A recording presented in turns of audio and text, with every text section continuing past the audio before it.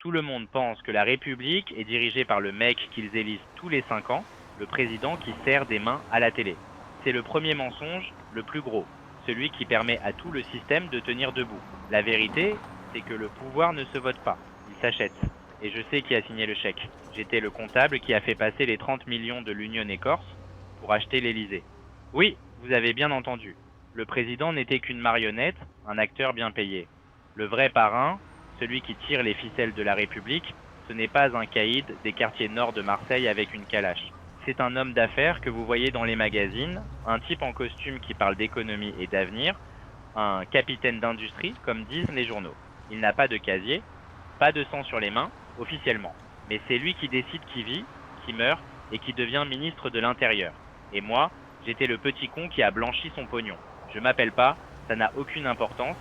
J'ai 32 ans, 15 ans que je suis là-dedans, depuis mes premiers trafics à la Castellane. J'ai commencé, comme tous les autres, à charbonner pour des miettes. Mais j'étais bon avec les chiffres, très bon. Pendant que les autres jouaient tous les gros bras, moi je faisais les comptes. J'ai grimpé, j'ai quitté Marseille pour Paris, j'ai travaillé pour les frères Zornec, j'ai vu comment le milieu parisien tenait la ville par les couilles, bien loin des histoires de dealers de crack de la banlieue nord.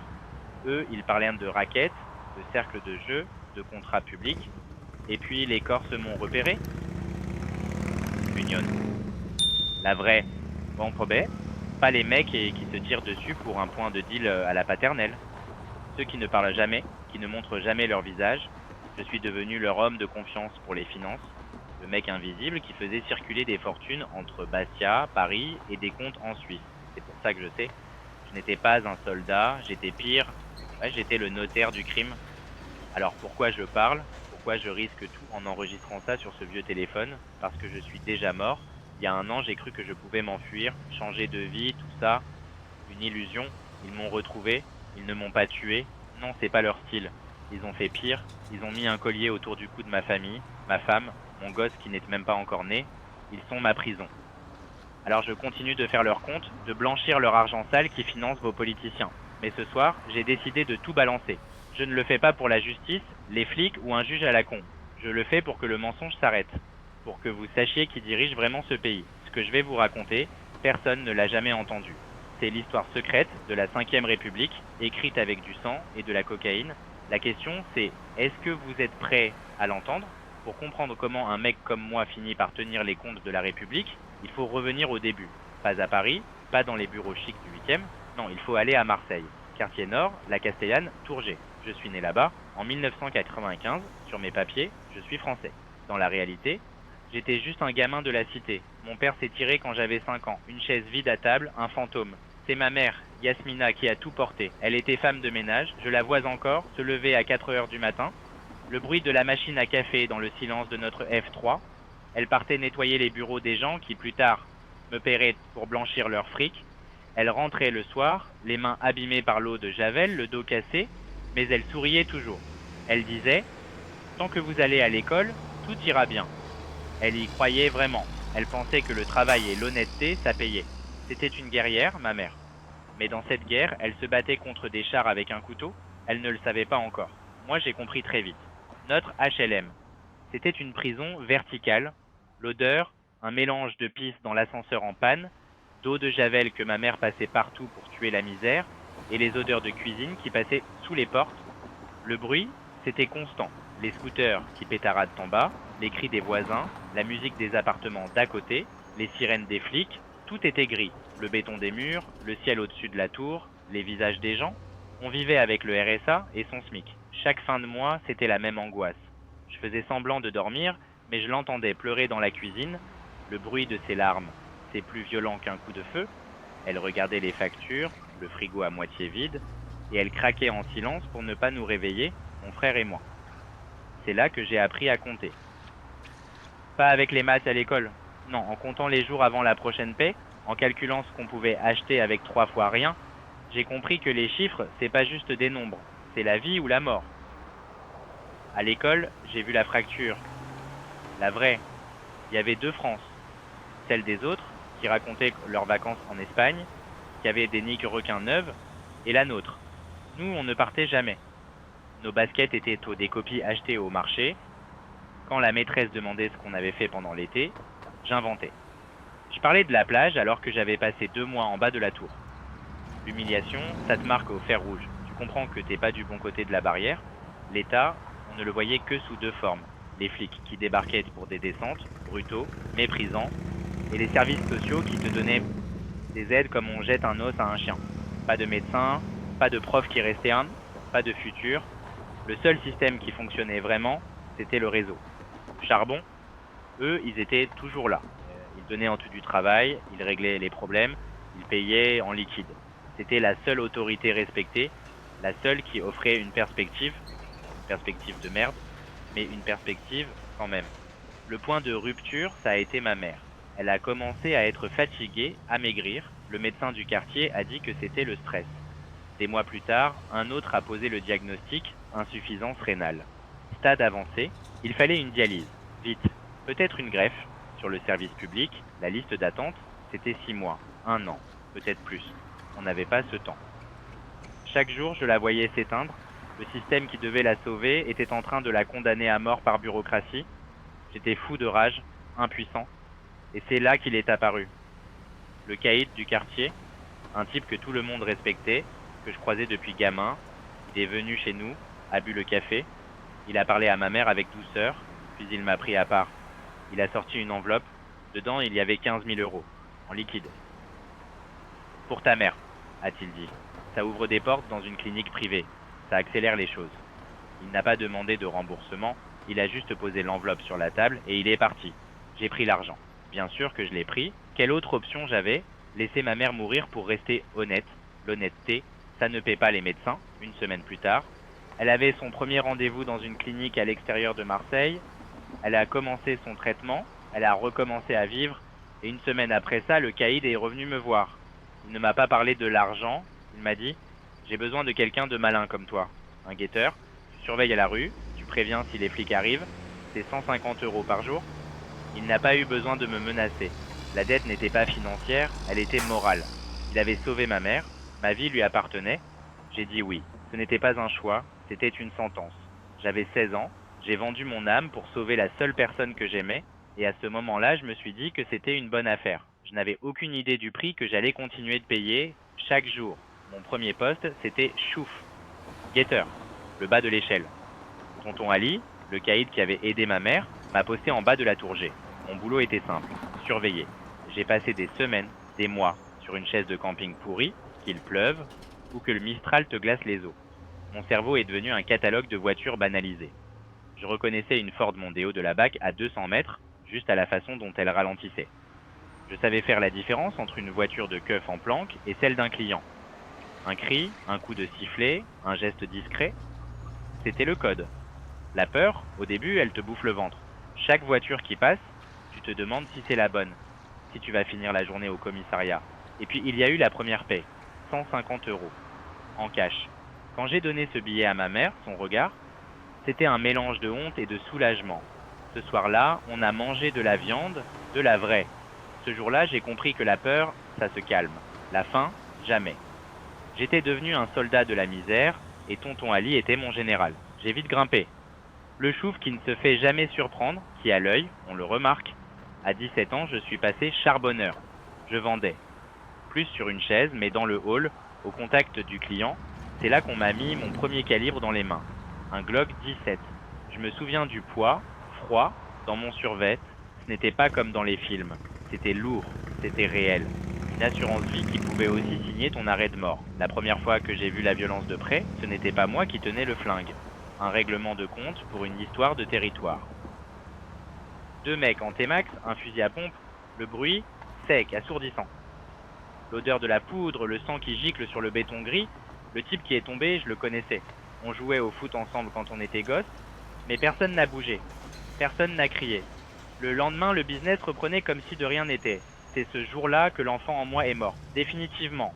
Ma paye avait doublé, mais je sentais qu'une partie de moi avait été vendue avec la première barrette de shit. À 20 ans, j'étais plus un petit. J'étais devenu gérant de points. Le lieutenant du réseau de la Castellane, j'avais une dizaine de mecs sous mes ordres. Des guetteurs, des vendeurs, c'est moi qui récupérais l'argent, qui gérais les stocks, qui payais tout le monde. Le point de deal ramenait entre 20 et 30 000 euros par jour. Par jour. Tu te rends compte? Des sacs de sport remplis de billets de 10 et 20. Mon boss direct, on l'appelait le balafré. Un ancien, un dur, qui avait fait ses classes avec les mecs de la brise de mer. Il passait une fois par semaine récupérer le cash, me laissait ma part. Je touchais facile 3 000 euros par semaine, net d'impôts. J'ai sorti ma mère du F3 pourri, je lui ai acheté un petit pavillon à l'extérieur de Marseille. Elle n'a jamais posé de questions. Je crois qu'elle ne voulait pas connaître la réponse. Je me sentais comme un roi. J'avais le respect, l'argent, le pouvoir. Je pensais vraiment que j'étais arrivé au sommet. Je croyais que le balafré était le grand patron. Quelle putain d'illusion. Le vrai boss, celui que je pensais être le parrain ultime, on l'appelait Karim. C'était le chef de notre clan, un des piliers de ce qu'on appelle la DZ Mafia. Un type charismatique, la quarantaine, toujours bien habillé, qui ne criait jamais, mais dont le silence suffisait à te glacer le sang. Il contrôlait plusieurs cités dans les quartiers nord. C'est lui qui tranchait les conflits, qui donnait le feu vert pour les grosses opérations. Tout le monde le craignait, tout le monde le respectait. Je l'ai vu de mes yeux recevoir des flics, pas des petits agents, non.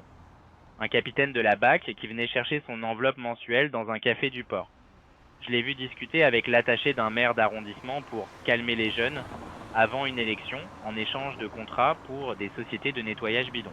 Pour moi, c'était ça, le pouvoir. Karim tenait la rue et la rue faisait plier les institutions. C'était simple, logique. Il était au sommet de la pyramide. C'était le mensonge que je voyais, celui qui m'arrangeait bien, mais j'étais bon avec les chiffres, trop bon pour ne pas voir les anomalies.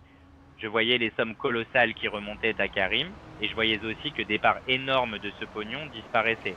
Pas dans des voitures de luxe, pas dans des villas, ça partait ailleurs. Quand je posais des questions au balafré, il devenait blême. Occupe-toi de tes oignons, et puis il y avait Karim. Ce type, ce demi-dieu que tout le monde craignait, je l'ai vu changer. Parfois, il recevait un appel sur un téléphone spécial, un truc crypté. Son visage se fermait. Sa voix, d'habitude si assurée, devenait humble, presque soumise. Il disait « Oui, monsieur, ce sera fait. Bien reçu, monsieur ?» Qui était ce monsieur à qui un caïd comme Karim parlait comme un employé?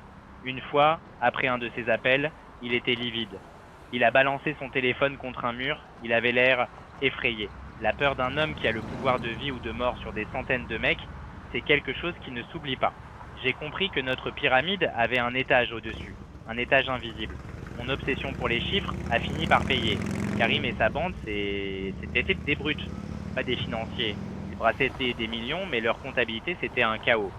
Ils perdirent de l'argent, se faisaient des volets, ne comprenaient rien au montage nécessaire pour blanchir de telles sommes.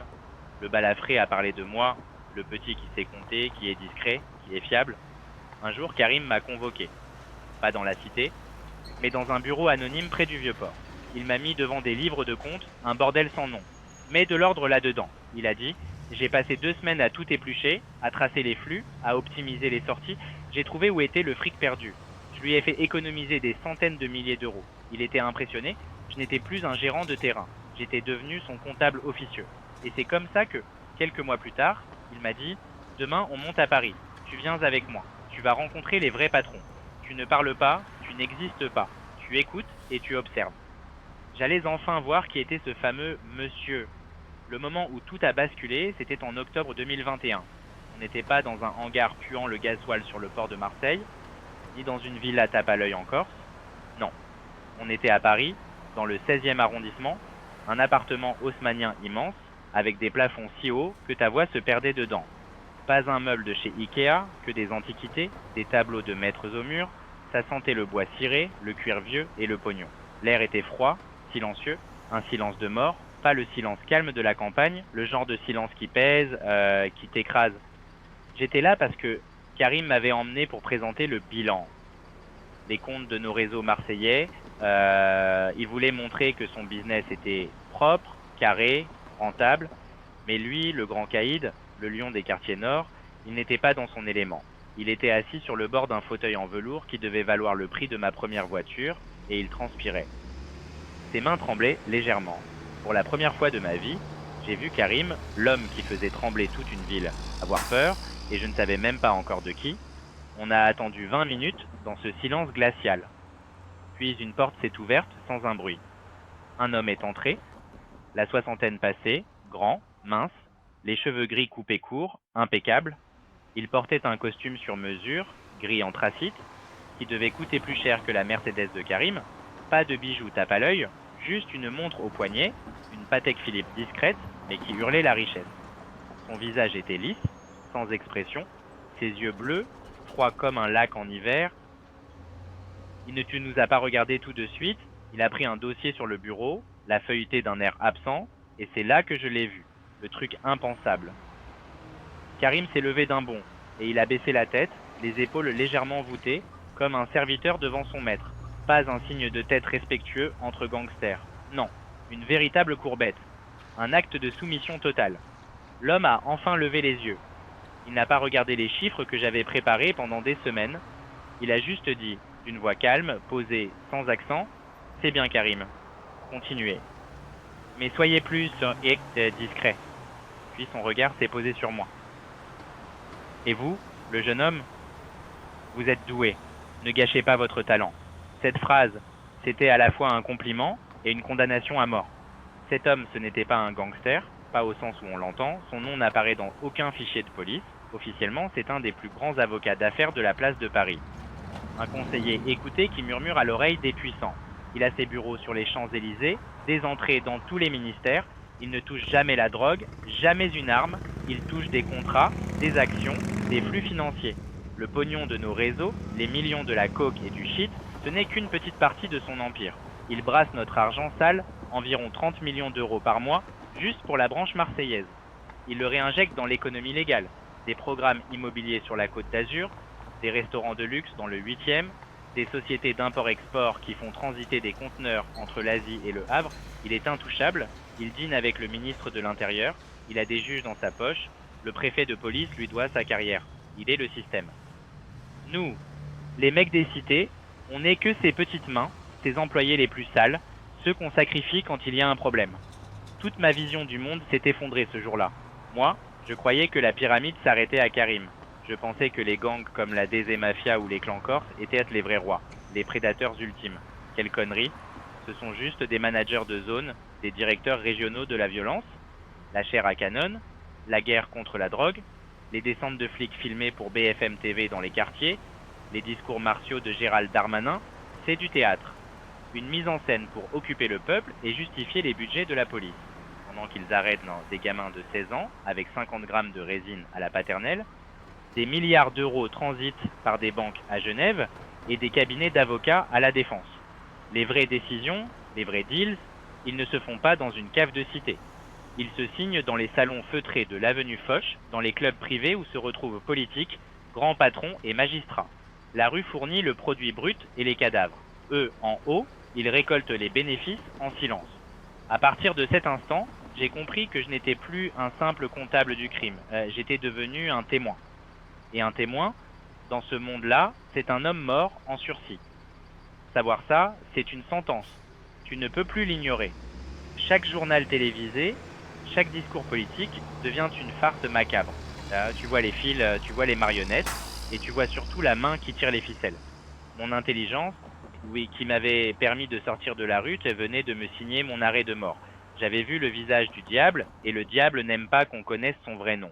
Tous les risques que j'avais pris dans la cité, les règlements de compte, les descentes de flics, tout ça, ce n'était rien. C'était le jeu, c'était visible. Le vrai danger, il était là, dans le silence de cet appartement bourgeois, dans le regard froid de cet homme en costume. Il y a une phrase qui résume tout ce que j'ai appris ce jour-là, une phrase qui ne m'a plus jamais quitté. Le vrai pouvoir ne crie pas, il murmure. Et moi, j'avais entendu ce murmure. J'étais devenu une anomalie, une pièce défectueuse, dans une mécanique parfaitement huilée. Une pièce qu'il faudrait, un jour ou l'autre, éliminer. Après cette rencontre dans le 16e, chaque seconde était un sursis. Je n'étais plus un atout, j'étais un risque, un type qui en savait trop. Le regard de ce mec, l'avocat d'affaires, ne me quittait plus. Je le voyais dans mon sommeil, dans le reflet des vitrines. La paranoïa est devenue ma seule compagne. J'ai commencé à préparer ma fuite en secret, méticuleusement, comme je préparais un bilan financier. J'ai détourné de petites sommes pendant des mois, des miettes dans leur océan de fric, assez pour survivre mais pas assez pour attirer l'attention. J'ai créé une fausse identité, des papiers parfaits, grâce à un contact que je m'étais fait à Lyon. Le plus dur, ça l'a été de tout laisser. L'argent, le pouvoir, le respect, mais surtout, ma mère. Je suis allé la voir une dernière fois, dans son pavillon. Je lui ai dit que je partais travailler à l'étranger pour une grosse boîte, une opportunité en or. Je lui ai menti, les yeux dans les yeux, pour la protéger. Je lui ai laissé assez d'argent pour qu'elle soit tranquille jusqu'à la fin. Le soir de mon départ, j'ai mis le feu à ma voiture avec un corps non identifiable dedans, un pauvre type sorti de la morgue grâce à une infirmière corrompue. Pour eux, j'étais mort, carbonisé, dans un accident. J'ai pris un train de nuit avec un sac à dos et 10 000 € en liquide. Destination, Bordeaux, assez loin de Marseille et de Paris pour espérer disparaître. J'étais personne et c'était le plus grand luxe de ma vie. Je suis devenu Thomas Lefebvre, un nom si banal qu'il en devient invisible. J'ai trouvé un petit appartement à Talence, dans la banlieue de Bordeaux. Un 2 pièces simple, propre, avec vue sur un parking. Le silence était assourdissant au début. J'étais habitué au chaos de la cité. Là, le seul bruit, c'était le tram qui passait au loin. J'ai trouvé un boulot de cariste dans un entrepôt à Mérignac, payé au SMIC. Je me levais à 5 heures du matin, je portais des cartons, je déplaçais des palettes. Le soir, j'étais mort de fatigue. Une fatigue saine, physique, qui te vide la tête. Plus de chiffres, plus de millions, plus de menaces. Juste le poids des colis et le bruit du transpalette. Les mecs avec qui je bossais parlaient de foot, de leur crédit, de leurs vacances au camping. Ils se plaignaient de leur patron pour un retard de paie de 50 €. C'était un autre monde. J'étais redevenu un anonyme, un prolo. Et putain, qu'est-ce que c'était bon. Pour la première fois depuis mes 16 ans, je pouvais marcher dans la rue sans regarder par-dessus mon épaule. Je payais mes impôts, je faisais mes courses au Lidl. Pendant presque 2 ans, j'ai vécu comme un fantôme heureux. J'étais invisible, mais de la bonne manière. J'avais enfin une vie normale, la vie que ma mère avait toujours voulu pour moi. Je n'étais plus le notaire du crime, j'étais juste Thomas, le mec de l'entrepôt. Et ça me suffisait. Et puis j'ai rencontré Élise, c'était tellement simple, tellement banal que ça en paraissait irréel. C'était dans une boulangerie, un dimanche matin. On a voulu prendre le dernier croissant, en même temps. On a ri. Elle avait un sourire qui pouvait désarmer une armée. Elle était fleuriste, elle tenait une petite boutique dans le quartier. Elle créait de la beauté avec ses mains, tout le contraire de moi qui n'avais fait que gérer de la saleté.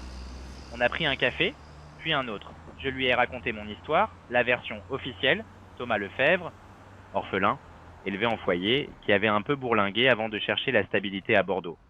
Un passé suffisamment triste pour qu'on ne pose pas trop de questions, suffisamment vague pour être crédible. Elle n'a jamais douté. Pour elle, j'étais juste un mec un peu abîmé par la vie qui essayait de s'en sortir. Elle représentait tout ce que je n'avais jamais eu. La douceur, l'innocence, une vie simple et honnête. Avec elle, je n'étais pas le comptable du milieu, le gamin de la Castellane. J'étais juste son homme.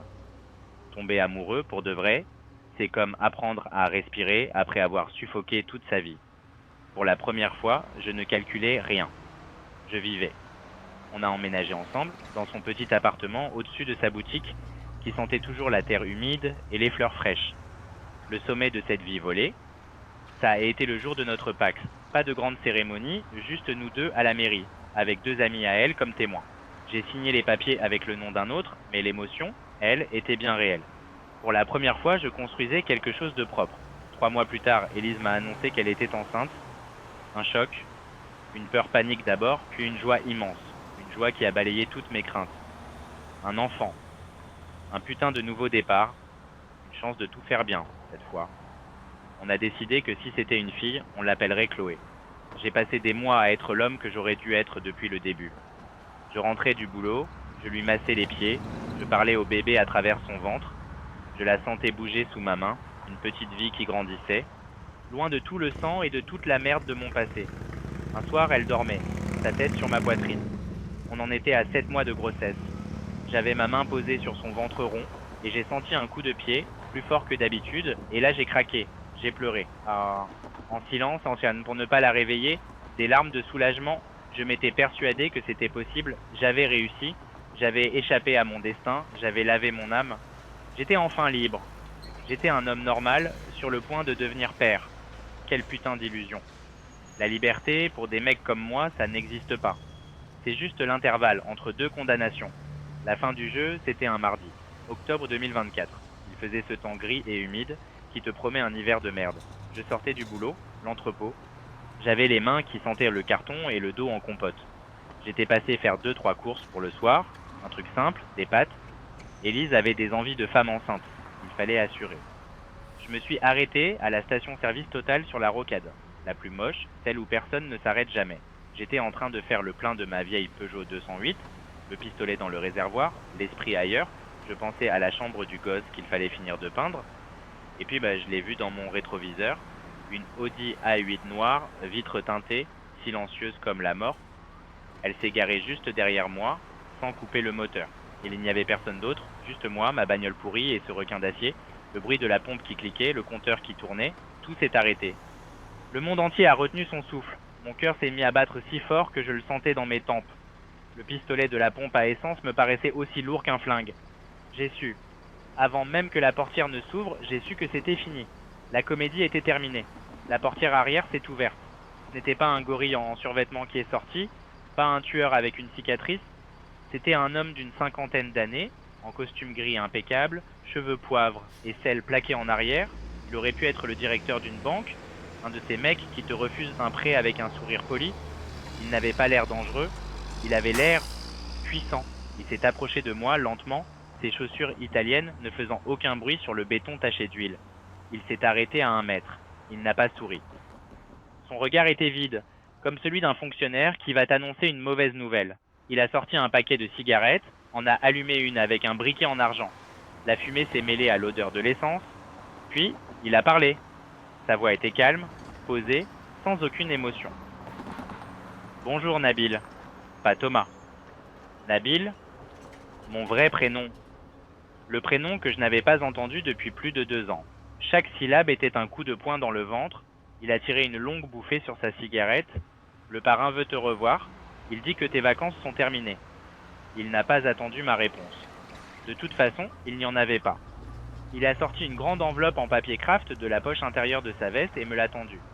Mes mains tremblaient tellement que j'ai eu du mal à la prendre. C'était lourd. J'ai ouvert le rabat. À l'intérieur, il y avait des photos. Des tirages brillants, de qualité professionnelle. La première, c'était moi, la semaine dernière, en train de charger un camion à l'entrepôt, prise de loin au téléobjectif. Il me surveillait. La deuxième, c'était Élise.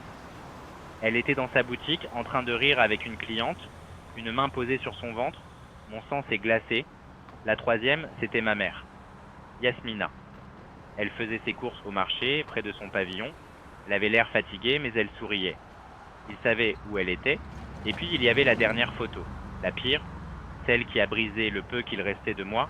C'était une image en noir et blanc, granuleuse, l'échographie de notre bébé, notre fille.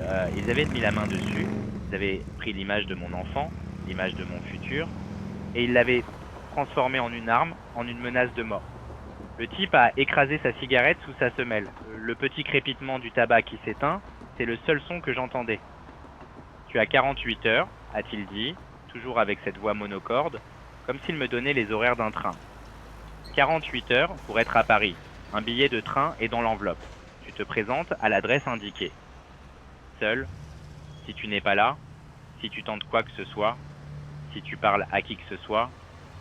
Il a fait une pause, m'a regardé droit dans les yeux. On commencera par la vieille. Ce sera rapide. Ensuite, ta femme. Pour elle, on prendra notre temps. Et on finira par la graine qui n'a pas encore germé. On s'assurera qu'elle ne voit jamais le jour. Est-ce que c'est clair? Il n'y avait aucune colère dans sa voix, juste un fait, un plan de travail.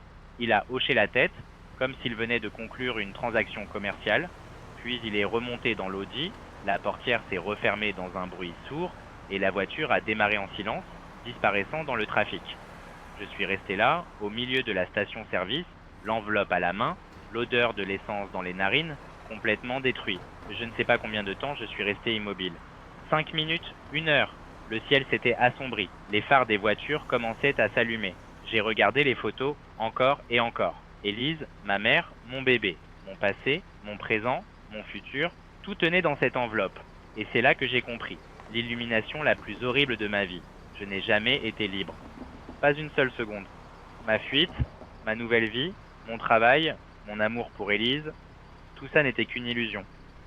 Il ne m'avait pas perdu. Il m'avait laissé partir. Il m'avait laissé construire quelque chose, m'attacher à des gens, avoir quelque chose à perdre, quelque chose de plus précieux que ma propre vie. Il m'avait laissé construire ma propre prison. Ma liberté n'était pas une conquête, c'était une concession. Une laisse qu'ils avaient été déroulée pour me donner l'impression de courir librement, mais dont ils n'avaient jamais lâché le bout. Élise et mon enfant n'étaient pas mon salut, c'était mon collier. La garantie de mon obéissance éternelle, ils ne m'avaient pas retrouvé. Ils attendaient juste le bon moment pour tirer sur la laisse, et ce moment était arrivé. Alors, où j'en suis aujourd'hui? Je suis de retour à Paris, pas en prison, non, ce serait trop simple, trop propre. Je suis dans un appartement de luxe près de la Défense, une cage dorée avec des gardes du corps en bas de l'immeuble qui ne sont pas là pour ma protection mais pour ma surveillance. Je suis redevenu leur comptable. Je gère les flux, je blanchis l'argent qui finance les campagnes électorales, les mêmes qui promettent de nous éradiquer. Ils m'ont rendu mon ordinateur, mais ils ont gardé ma vie.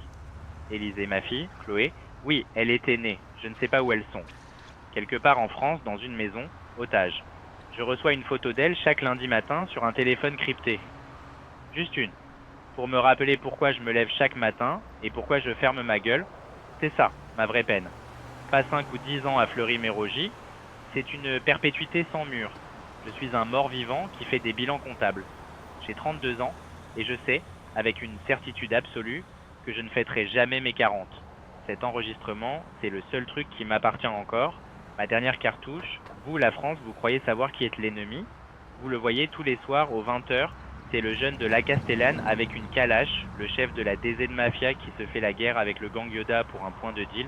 C'est Redouane Faïd qui s'évade en hélicoptère. C'est le visage qu'on vous donne à détester, le barbare des cités qui menace la République. C'est une putain de mise en scène.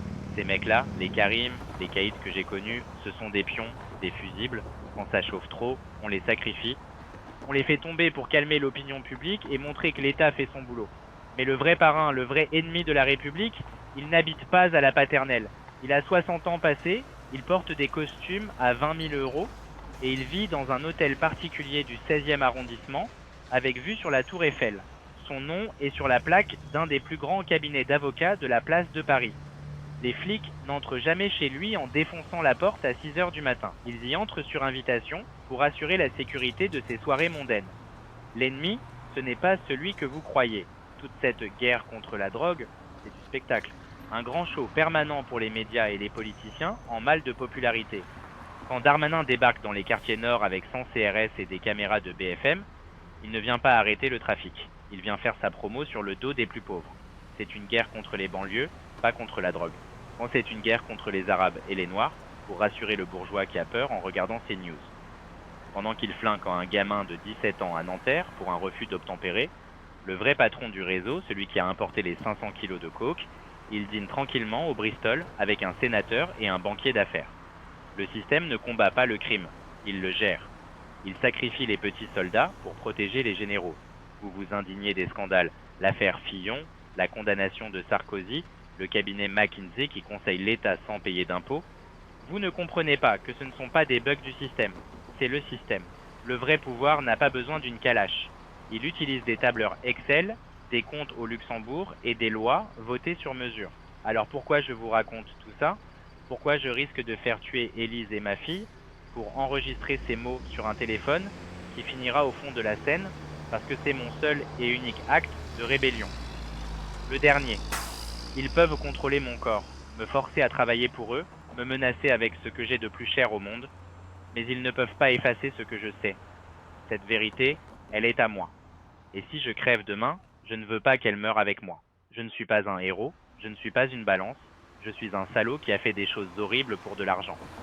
Mais même un salaud a le droit de vouloir que le mensonge s'arrête, que quelqu'un, quelque part, comprenne comment ce pays fonctionne vraiment, comprendre que le mec qu'ils ont mis à l'Élysée n'est qu'un employé bien payé, une marionnette dont les ficelles sont tenues par l'argent de la drogue et de la corruption.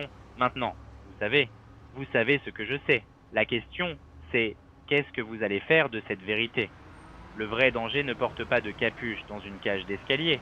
Il porte une cravate dans un conseil d'administration. Si cette histoire vous a ouvert les yeux, ne la laissez pas mourir ici. Partagez-la avec quelqu'un qui doit l'entendre. Ce sont des vérités que vous ne verrez jamais au journal de 20 heures. Abonnez-vous pour d'autres témoignages. d'autres voix qui sortent de l'ombre pour dénoncer le système. Dites-moi dans les commentaires ce que vous en pensez.